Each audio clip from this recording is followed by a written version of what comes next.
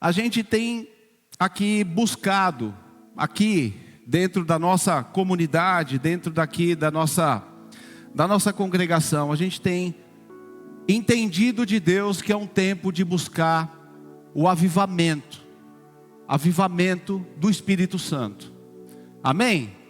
Quem está comigo? Quem está com a gente aqui nisso?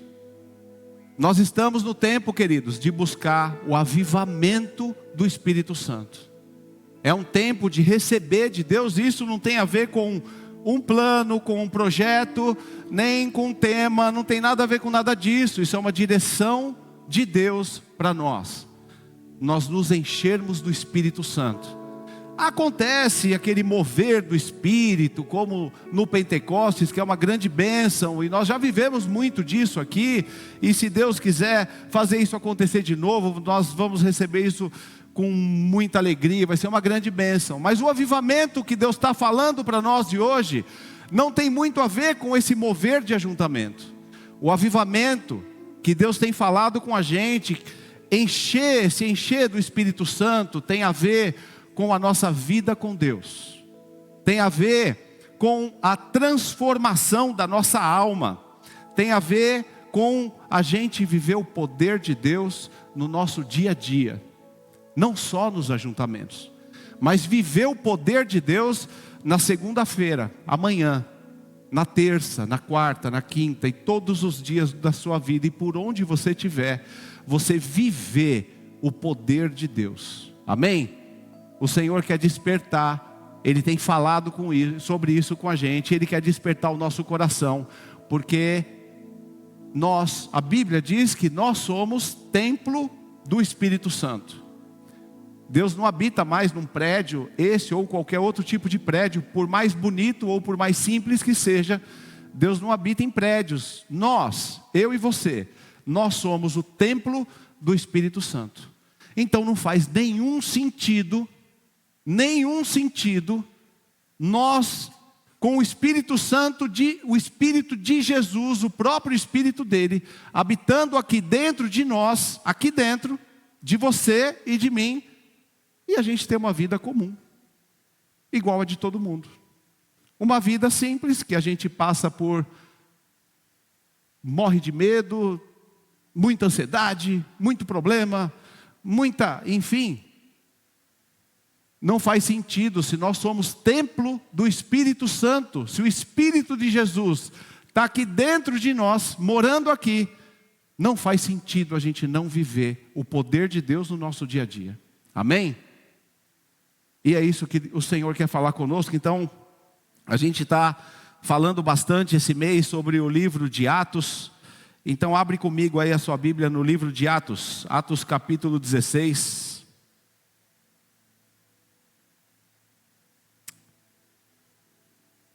É uma passagem que muitos de nós já conhecemos bastante. E se você está visitando a gente, ainda não conhece, você pode seguir aí pelo telão, Atos capítulo 16. Diz assim, isso aqui é um fato, gente. Isso aqui aconteceu. Isso é uma história verídica. Paulo foi, capítulo 16, verso 16. Certo dia, enquanto íamos ao lugar de oração, veio ao nosso encontro uma escrava possuída por um espírito, pela qual ela predizia o futuro. Com suas adivinhações, ganhava muito dinheiro para seus senhores. Ela seguia Paulo e a nós gritando: estes homens são servos do Deus Altíssimo e vieram anunciar a vocês como vocês podem ser salvos. Isso continuou por vários dias, até que Paulo, indignado, se voltou e disse ao espírito dentro da jovem: eu ordeno em nome de Jesus que saia dela.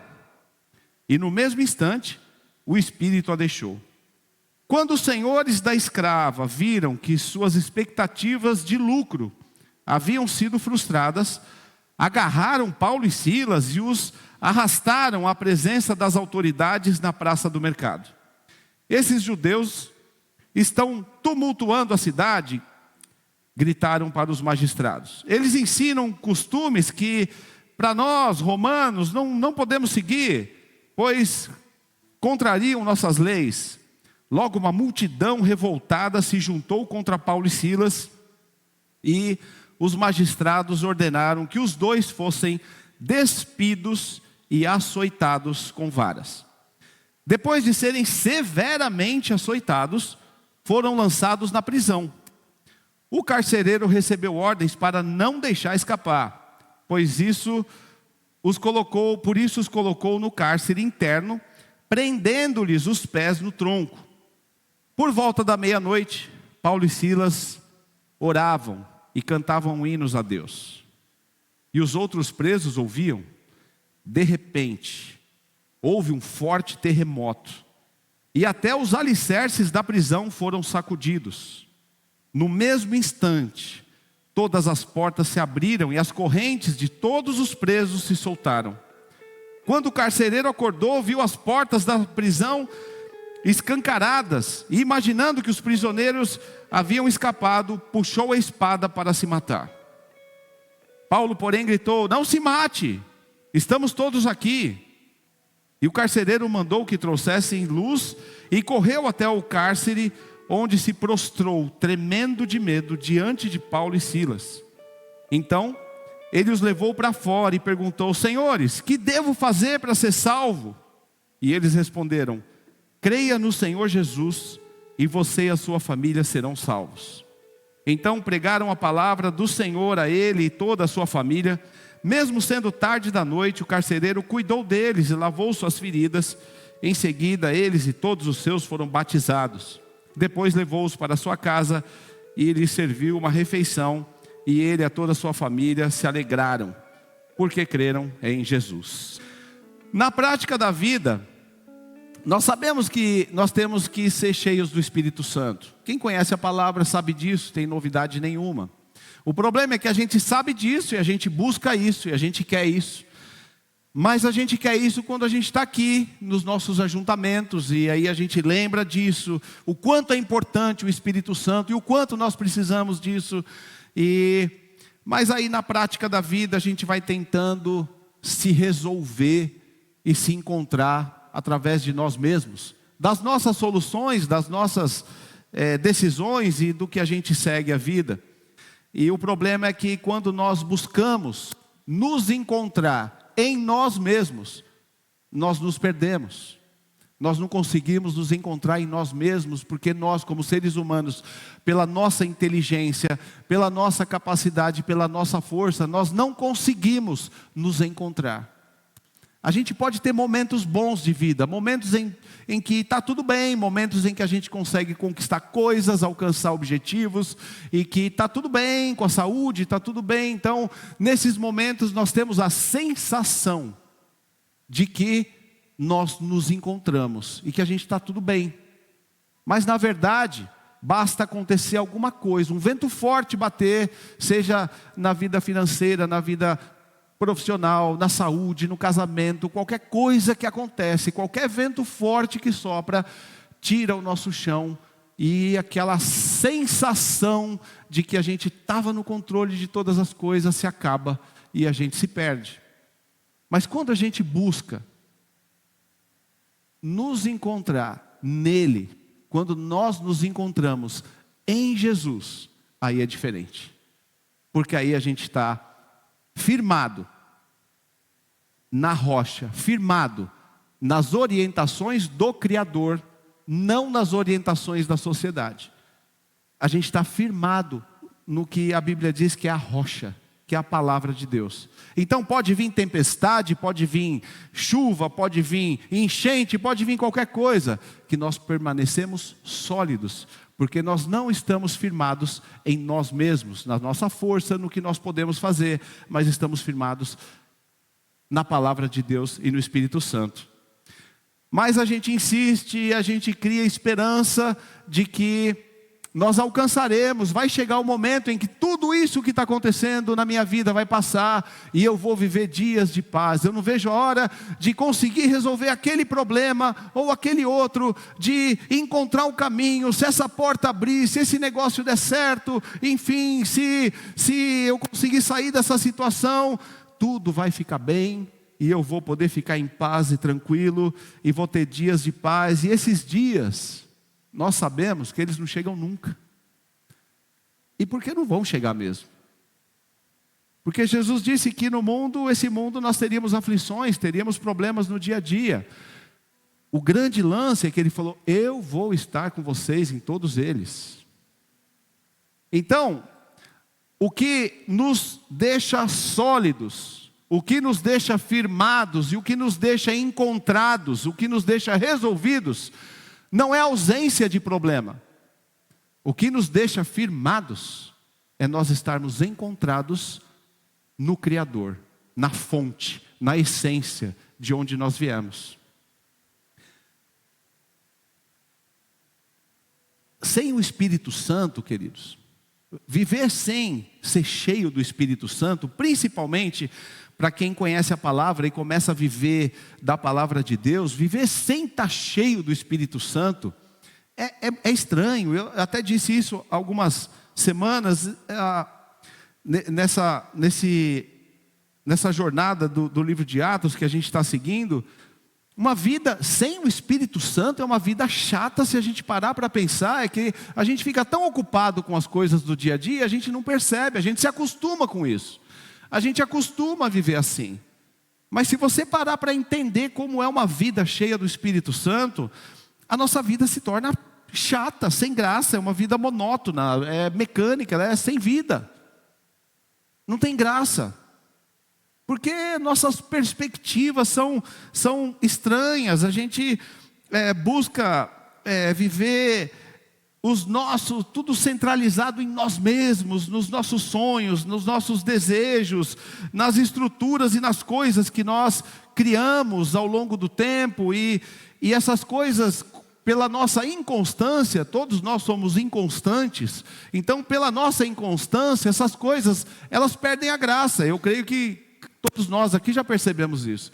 Temos um sonho de alguma coisa, e aí a gente busca, consegue aquela coisa, e depois de um tempo a gente vê que aquilo é legal, mas não me preenche, não me transforma, não me deixa pleno.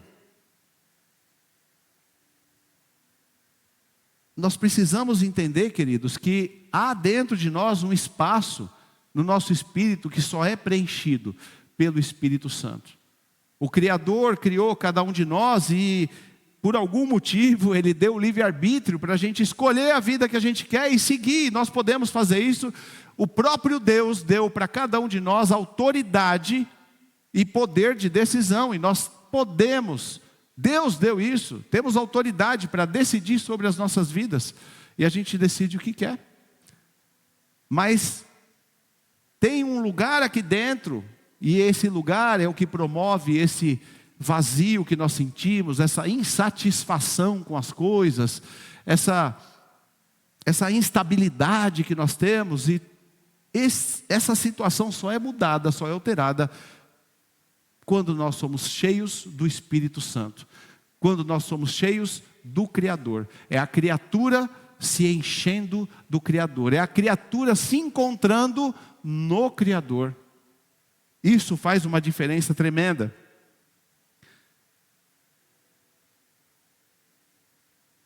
Se a gente analisar aqui a igreja do primeiro século, os apóstolos, os discípulos, a gente falou algumas semanas aí do Filipe. Se a gente analisar aquela igreja, você vai ver que, resumidamente aqui, falar de forma resumida, mas Jesus veio, despertou, Ele vinha e Ele falava assim: é chegado o reino de Deus para você. E Ele pegava as pessoas que nunca tinham escutado, nem sabia quem Ele era, e falava: é chegado o reino de Deus para você.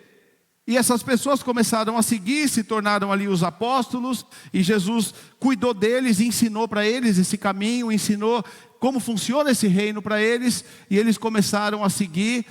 e geraram outros discípulos, e daqui a pouco tinha uma multidão seguindo ele, e depois, quando chegou um determinado momento, ele falou assim: eu estou indo embora agora, a minha missão aqui está cumprida, mas eu vou deixar para vocês o meu Espírito, porque sozinhos vocês não vão conseguir fazer nada, sem mim vocês não vão fazer nada.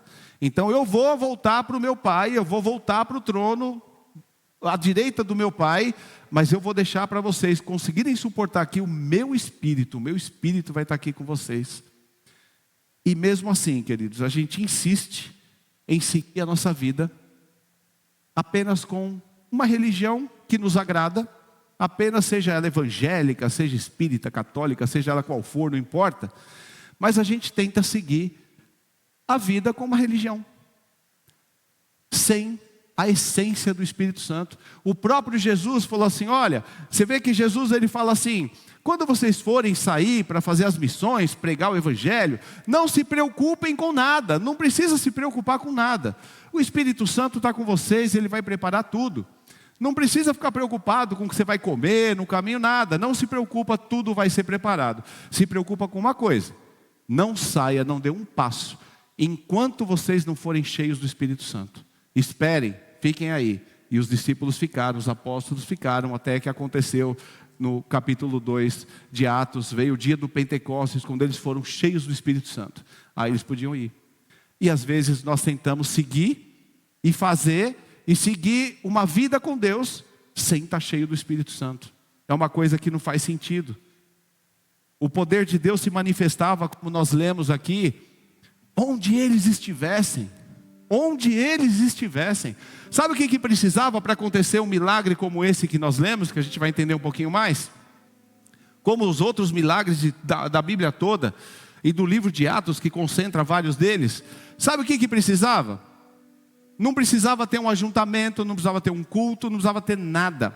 O que precisava para que acontecessem sinais, milagres maravilhosos, era só uma coisa: que um deles estivesse naquele lugar. Só isso.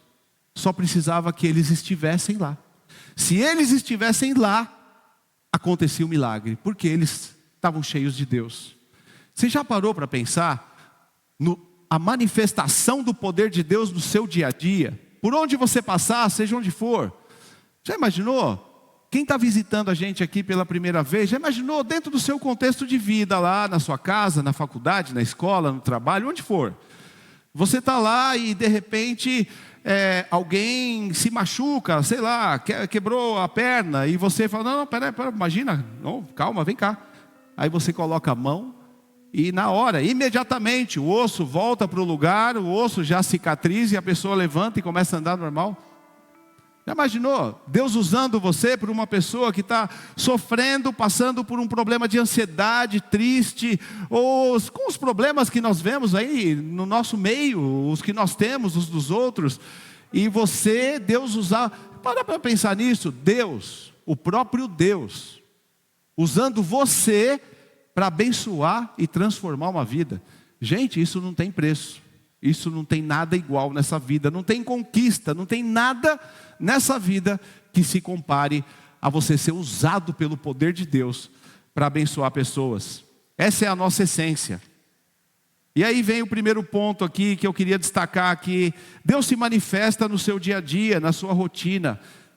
Não depende de situações ou de lugares, Deus não depende de nada. No verso 16 que nós lemos,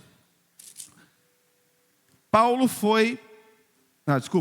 capítulo 16, verso 16. Certo dia, enquanto íamos ao lugar de oração, veio ao nosso encontro a escrava possuída, que a gente viu, uma moça que estava possuída, eles expulsaram, e aí aconteceu tudo que aconteceu, que nós lemos aqui. Eles estavam indo orar, queridos, eles não estavam saindo de casa assim, depois de se preparar, vamos, porque a gente vai agora fazer milagres tremendos, impactar essa sociedade com os... Não, nada disso. Eles não tinham a menor ideia do que tinha programado para eles naquele dia. Eles simplesmente estavam na rotina deles, acordaram e saíram para ir no templo orar, o que era o costume deles. E de repente, nesse caminho, apareceu um plano de Deus para a vida deles. Apareceu algo que eles nem imaginavam, mas se manifestou. Sabe por quê? Porque eles estavam cheios do Espírito de Deus. Porque eles estavam cheios de Deus.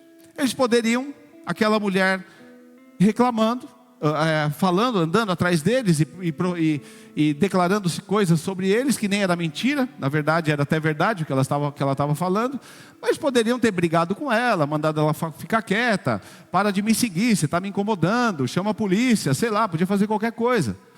Mas eles estavam cheios do Espírito Santo e eles entenderam que havia um plano de Deus naquele contexto, que Deus queria fazer alguma coisa naquele contexto, e foram usados por Deus.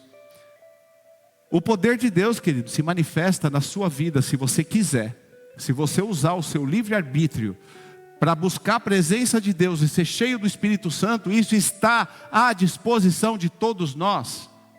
Isso não é uma utopia, isso é realidade, é verdade. E se você quiser, o Espírito Santo vai te encher e vai te usar onde você estiver, seja onde for. Ser cheio do Espírito Santo, amém?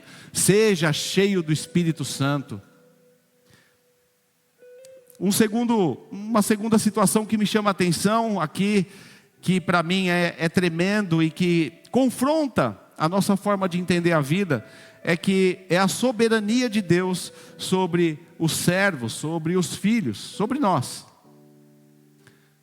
Deus é soberano absoluto e às vezes nós esquecemos disso e a gente acha que a gente está no comando, que a gente está no controle, que a gente está decidindo sobre as coisas das nossas vidas. Olha o verso 19. Verso 19 diz assim: quando os senhores da escrava viram que suas expectativas de lucro haviam sido frustradas, agarraram Paulo e Silas e os arrastaram até a presença das autoridades na praça do mercado. E começaram a falar para eles, e a gente leu aqui o que aconteceu, e aí eles são despidos. Depois de despidos, gente, no meio de uma praça, a praça do mercado era um lugar onde um lugar central, onde tudo acontecia, tanto o mercado, onde juízes ficavam, era um lugar mais movimentado da cidade, e naquele lugar eles despiram eles dois, o que já seria uma grande vergonha, açoitaram eles. Depois a gente leu lá no final dessa passagem que o carcereiro teve que fazer curativos lá dos machucados deles, estavam machucados, machucaram eles ali. Depois disso, como se não fosse suficiente, levaram eles para a prisão. E eram dois homens, não eram bandidos, criminosos, armados, nada disso. Eram dois homens que estavam ali indo para o templo orar. Mas eles colocaram machucados, açoitados, despidos dentro da cela e amarraram os pés deles no tronco ainda. Eles não estavam esperando por isso. Eles saíram para o templo, eles saíram da casa deles para orar. Eles não estavam esperando nada disso. Eles só saíram da casa deles para orar. Olha a encrenca, a baita da encrenca, que eles se viram de graça, sem fazer nada. Às vezes nós achamos que nós somos os protagonistas das nossas vidas, que nós decidimos e que nós fazemos as coisas acontecerem.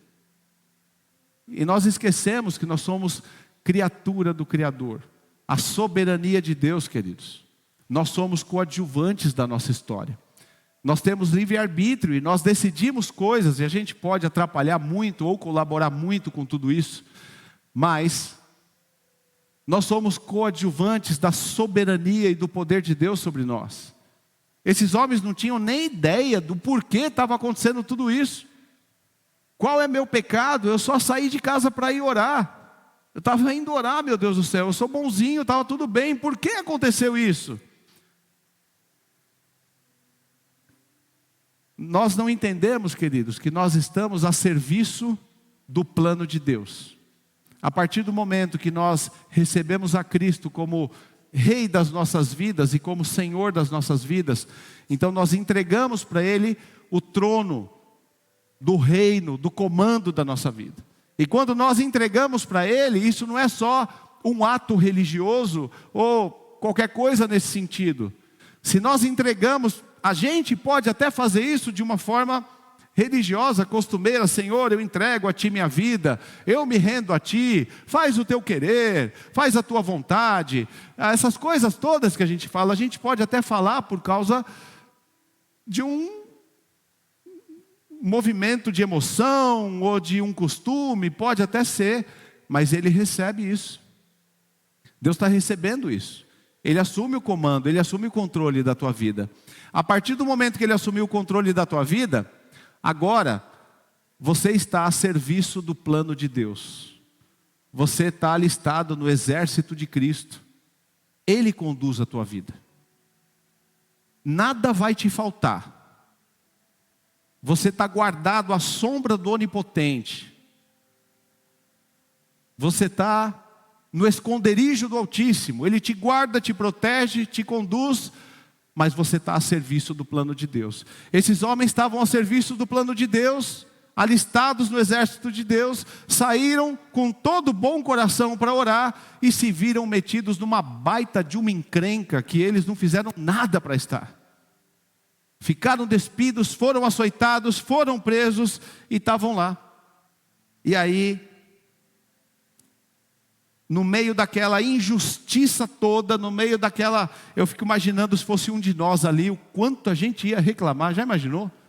Meu Deus, o Senhor me abandonou, por que aconteceu isso? Eles não. Eles ficaram lá. Eles ainda não sabiam o que estava acontecendo. Mas eles confiavam cegamente no poder de Deus. Confiavam cegamente no cuidado e no amor de Deus sobre eles. O que eles não sabiam, queridos, é que havia um plano de Deus naquela situação. E que aquele carcereiro estava de olho em cada atitude deles, no que estava acontecendo. E o Paulo, é tremendo, que o apóstolo Paulo, ele sabia entender o agir de Deus na vida dele, ele sabia confiar em Deus plenamente, ele sabia descansar em Deus. O livro de Romanos, no primeiro verso, ele fala assim: eu, Paulo, escravo do Senhor Jesus Cristo. Ele começa escrevendo o livro assim.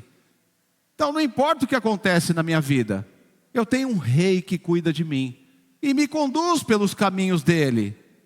E não importa se eu vou entrar na fornalha quente ou se eu vou entrar na cova dos leões, meu Deus é comigo. Eu não tenho com que me preocupar, eu confio nele. Com propriedade, o Paulo no capítulo 11 de Romanos, ele fala assim: quão insondáveis são os teus juízos, e quão inescrutáveis os teus caminhos.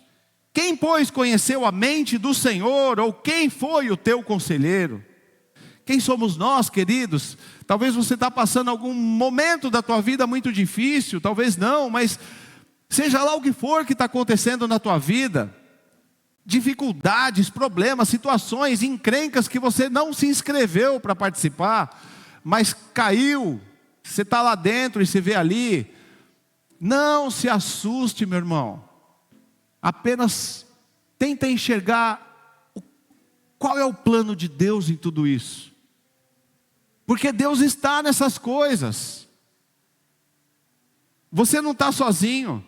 Dias bons, quando nós andamos com Deus, entregamos nossa vida com Ele, nós temos bênçãos. E o caráter de Deus é abençoador, é cuidador, Ele abençoa. Vem bênçãos, vem conquista, sim, vem. Tem muitas bênçãos de Deus, Ele dá mesmo muitas coisas. Mas você está a serviço do plano dEle. Já não importa mais. Nós entregamos o nosso querer para Ele. Nós nos rendemos a Ele. E a terceiro e último ponto, para a gente encerrar, é que a nossa resposta aos fatos, a essas circunstâncias que acontecem na nossa vida, a nossa resposta a essas coisas, elas definem o nosso futuro. Porque nós temos o livre-arbítrio, nós estamos seguindo um plano de Deus, mas nós temos o livre-arbítrio. Os planos de Deus se cumprem, independente de nós. Mas nós podemos passar uma vida ali se arrastando, nós podemos passar uma vida toda ali derrapando, se levantando e caindo, pode até o último dia de vida ser assim, ou a gente pode em algum momento se render aos pés do Criador. Gente, eu não estou falando de uma religião. Eu não estou falando de religião ou de um filósofo muito famoso, muito grande, muito respeitado. Eu estou falando do Criador, de quem criou eu e você. Ele sabe, obviamente, o que é melhor para nós, porque quando Ele criou, Ele não nos criou como uma multidão de pessoas, Ele criou individualmente. Ele conhece você desde quando você estava no ventre da tua mãe. Não existia ainda não existe um ser humano, e não vai existir igual a você em toda a história da humanidade. Você parou para pensar nisso? Nós somos hoje mais ou menos aí 7 bilhões de seres humanos no mundo. Quantos que já morreram? Não tem a menor ideia do número, deve ser gigante. Quantos vão nascer? E em toda a história da humanidade não existe ninguém que tenha uma digital igual a tua. Não existe ninguém que tenha uma face igual a tua. Serve até de senha para celular. Não tem ninguém que tenha alma igual a tua. Você é o único. Esse Criador, Ele quer conduzir a tua vida. Ele tem planos grandes. Os planos que você tem para a tua vida não se comparam aos planos que Ele tem. Os sonhos que você tem para a tua vida não se comparam aos sonhos que Ele desenhou para você. Mas você tem livre-arbítrio e pode escolher se render a esse Criador, ou não, ou seguir a tua vida, decidindo o que você quer fazer. Nós escolhemos, nós decidimos, nós podemos aceitar o plano de Deus ou não. No verso 25 diz assim: por volta da meia-noite, Paulo e Silas oravam e cantavam hinos a Deus, e os outros presos ouviam. Eles poderiam ali estar deprimidos por causa daquela injustiça. Eles poderiam estar tristes, fui injustiçado, olha o que fizeram comigo, não acredito, Deus me abandonou. Por que está acontecendo isso comigo? Eu não aguento mais, Senhor, eu não suporto mais isso, Deus. Me tira dessa situação, por que o Senhor está permitindo isso? E essa coisa toda que a gente costuma falar para Deus quando a gente está no meio das aflições da vida. Mas eles não fizeram isso, queridos. Eles poderiam ter Elias, quando se sentiu desse jeito, foi para a caverna e ficou ali bravo com Deus na caverna. E às vezes a gente entra na caverna também para reclamar, porque a gente não aceita o que está acontecendo nas nossas vidas. Se você estiver na caverna, meu irmão, nessa noite, você vai sair dessa caverna em nome de Jesus e vai louvar e adorar a Deus e ver as estruturas sendo abaladas pelo poder de Deus. Aleluia. Eles poderiam ter fugido também. Quando as portas lá se quebraram, eles vão falar: é agora, vamos embora daqui. Ah, mas e se tiver um plano de Deus? Vamos entender. Não, que entender nada. Deus aí abriu as portas, vamos embora daqui. Não. Sem obstinação, sem afobação, sem desespero. Eles abalou e eles ficaram: opa, o que está acontecendo aqui? Tem um mover de Deus aqui. Quem abalou isso aqui? Foi Deus, alguma coisa está acontecendo. O que está acontecendo? Por que a gente veio para cá de grata? Alguma coisa está acontecendo aqui. Por que essa situação está acontecendo na tua vida? Porque tem um plano de Deus aí, meu irmão. Deus está agindo. É só você entender o que está acontecendo. Se você entender o que Deus está fazendo, o peso sai, a murmuração sai, entra a vida em você. E aí sabe o que acontece? Os carcereiros que estão ao seu redor ficam impactados com a tua vida e não entendem como ele pode estar feliz e louvando a Deus com isso que está acontecendo. Como ela pode estar louvando a Deus com essa situação que está acontecendo? Eles decidiram, eles usaram o livre-arbítrio deles para tomar uma decisão. O Silas e o Paulo tomaram uma decisão. Sabe o que a gente vai fazer aqui agora? Diante dessa injustiça, esse sofrimento todo, vamos adorar a Deus aqui, vamos louvar a Deus nesse lugar. Se a gente vai morrer aqui, a gente vai para a glória com Deus eternamente. E se Deus não chega, e se não for o tempo da gente morrer, Deus vai fazer alguma coisa, vai ser interessante, eu quero ver. Eu quero participar disso. E eles começam a orar, queridos, eles começam a cantar hinos e... Aleluia, Jesus. Deus ali estava realizando aquele plano. Eles não tinham percebido que o carcereiro estava ali observando aquela situação, injustiçados, açoitados com chicotes, machucados, mas louvando a Deus, presos numa cela e com os pés amarrados, mas adorando a Deus, vulneráveis e totalmente sem controle daquela situação, mas confiando cegamente no poder de Deus. Já imaginou você nisso, meu irmão? Já imaginou na situação que você está vivendo, seja ela qual for, boa ou ruim, você não se preocupar com as incertezas da vida, não se preocupar com o amanhã, não se preocupar com os juros altos que vão aumentar, não se preocupar com as contas que você tem que pagar, mas você acorda todos os dias, segue a tua rotina, trabalha, faz o seu melhor e confia cegamente no poder de Deus sobre a tua vida. Cegamente no poder de Deus. Você não tem ideia, por mais inteligente, por maior que seja a sua capacidade, por melhor que seja a sua formação, você não tem a menor ideia de quanto tempo de vida você tem. Você não tem a menor ideia do que vai acontecer amanhã na tua vida. Nós não temos essa capacidade, mas o Criador sabe. O nosso Criador sabe exatamente o que está acontecendo e o que tem por vir nas nossas vidas. Nós não imaginamos o que pode acontecer de bom ou de ruim na nossa trajetória, mas Ele sabe. Aleluia. Se nós estamos vivendo, querido, se você está vivendo essas situações, escolha. Se a sua vida está muito bem e muito tranquila, tempo de conquista, ou se são tempos difíceis, se renda a Cristo, se renda a Ele. Você não vai conseguir se virar sozinho, não tenta se encontrar em você mesmo, se renda a Ele, é o melhor caminho. Deus se move no meio, Deus se move através, querido, a gente imagina que Deus se move através de alguma coisa que a gente aprende ao longo da vida, mas Deus se move de poucas formas. Ele se move pelo propósito que Ele tem.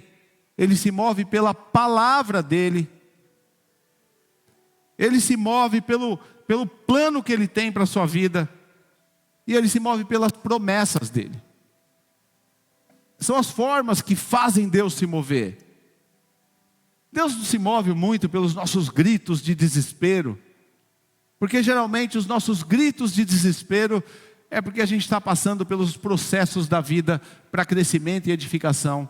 Ele se move pela palavra, pelas promessas e pelos propósitos dEle. Mas quando a gente está no meio dessas turbulências da vida, lá preso, machucado, com os pés amarrados na prisão, e a nossa resposta para aquela situação é adoração. Quando Deus vê fé, aí Ele responde, irmãos. Aí Ele responde com terremotos, Ele responde abalando as estruturas. No verso 26 diz: de repente, houve um forte terremoto, e até os alicerces da prisão foram sacudidos. No mesmo instante, todas as portas se abriram e as correntes de todos os presos se soltaram. Aleluia. Deus quer abalar as estruturas, por onde a gente passar, Ele quer usar você, Ele quer que você esteja nos lugares onde Ele quer abalar estruturas, mas para isso Ele precisa do nosso coração com Ele, Ele precisa de fé no nosso coração. Se a gente andar por aí, queridos, apenas carregando nas nossas mãos a religião, carregando somente a Bíblia, sem viver o que está escrito aqui, carregando os apetrechos das religiões, isso tudo não causa nada.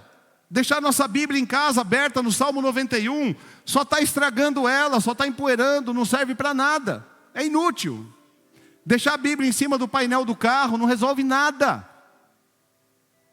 Mas quando você vive o que está aqui e é cheio do Espírito Santo, onde você estiver, Deus faz coisas acontecerem. No verso 29 e 30, o motivo por tudo isso que aconteceu, aquela moça ali falando deles, e ele expulsar aquele demônio dela, e os senhores dela ali, os chefes dela ficaram bravos porque iam perder dinheiro, mandou prender. Tudo isso aconteceu por um plano de Deus, por um propósito. No verso 29, o carcereiro mandou que trouxessem luz e correu até o cárcere, onde se prostrou, tremendo de medo diante de Paulo e Silas. Então ele os levou para fora e perguntou: senhores, o que eu devo fazer para ser salvo? Tudo isso aconteceu porque Deus tinha um plano de salvar o carcereiro e a família dele. Porque Paulo e Silas estavam presos lá dentro da prisão, trancado. Mas eles eram homens livres pelo poder de Deus. O carcereiro estava do lado de fora daquela cela, mas ele era preso na alma, com suas aflições, problemas, ansiedades, medos e incertezas. E Deus queria libertar aquele carcereiro. Então, Deus colocou um plano naquele dia, quando Paulo e Silas estavam na rotina deles, apenas indo trabalhar e saindo para ir orar. E Deus usa porque eles estavam a serviço do plano de Deus. E a serviço do plano de Deus, Deus fez esse furdúncio todo, porque Deus queria salvar o coração daquele homem, daquele carcereiro que estava lá. O normal seria aquele carcereiro gritar e pedir reforço, ajuda. Mas ele se prostrou, sabe por quê, queridos? Ele não se prostrou por causa do Paulo, do Silas, ele se prostrou ao poder de Deus que ele viu se manifestando naquele lugar. Se você estiver cheio do Espírito Santo, onde você chegar, Deus vai te usar poderosamente. Pessoas vão ser transformadas, curadas, libertas, salvas através das suas mãos. Porque você vai estar ali naquele lugar onde há um plano de Deus.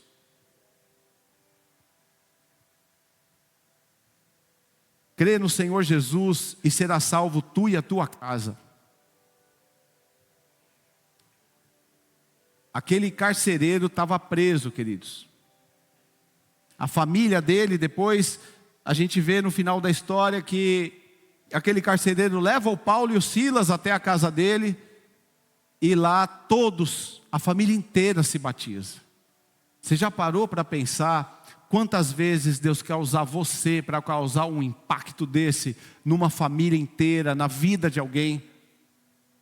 Como Deus quer usar você para impactar pessoas e famílias.